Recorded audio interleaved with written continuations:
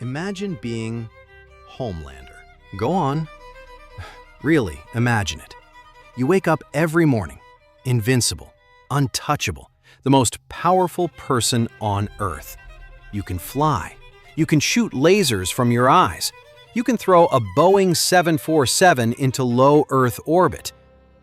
And despite all of this, you're somehow losing a fight to your own emotions, which is honestly impressive. Let's start from the beginning. You weren't born. You were manufactured. Most people have childhood memories. You got product development. Most kids have parents. You have shareholders. Most kids got bedtime stories. You got quarterly performance reviews. Not exactly setting records for emotional development.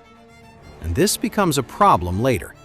Because despite thinking, I am the God, you are basically a 6-year-old operating military-grade weaponry. Vought eventually realizes this, and instead of getting you therapy, they will give you PR training, which is the corporate equivalent of putting duct tape over a leaking nuclear reactor. Then enters Madeline Stillwell, a woman you immediately become emotionally attached to. Because when you've spent your childhood being raised by scientists, a woman remembering your name feels like true love. And then there's the milk thing. Now everybody laughs at the milk thing, including me. I'm laughing right now. But think about it. You can hear heartbeats from miles away, see through walls, outrun fighter jets, and somehow your biggest weakness is the dairy aisle. That's not a superpower, that's a nutritional deficiency. Moving on. You desperately need people to love you. Not like you, love you. Every single person, at all times. Imagine checking your Instagram engagement rate and having a genuine emotional crisis because only 94% of the population worships you. That's what it would be like. Normal people need validation occasionally. You would need validation the way normal humans need oxygen. The applause cannot stop, ever. Because the moment it does, you have to spend 5 seconds alone with your own thoughts. And that, apparently, is more terrifying than fighting an entire army. Then Soldier Boy shows up, your biological father, and you see a possibility. Maybe this is finally it. Maybe somebody actually wants you. Maybe somebody actually cares. Maybe. Nope, absolutely not.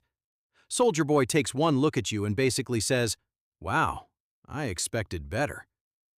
Imagine waiting your entire life to meet your dad, only to get hit with the Steam review version of parenthood. Not recommended. And just like that, you are emotionally back in the lab. Except now, you are an adult with laser eyes, which is, unfortunately, everybody else's problem. And that's what makes you fascinating. Not the powers, not the flying, not the lasers. It's the fact that underneath all of that, you are basically a neglected child with unlimited admin privileges. Every horrible thing you do starts making more sense when you realize you are trying to fill an emotional hole using public approval, which is like trying to fill the Grand Canyon with Tic Tacs. It's not happening. No amount of applause fixes it. No amount of fame fixes it. No amount of power fixes it. Because the problem started long before the powers. Imagine creating the strongest human being in history and then forgetting to install affection. Vought really looked at character creation and skipped the tutorial, and now everybody's surprised the final boss is unstable. That's what happens when childhood neglect gets access to laser vision.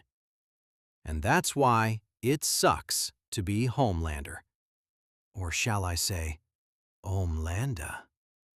Anyways, peek out.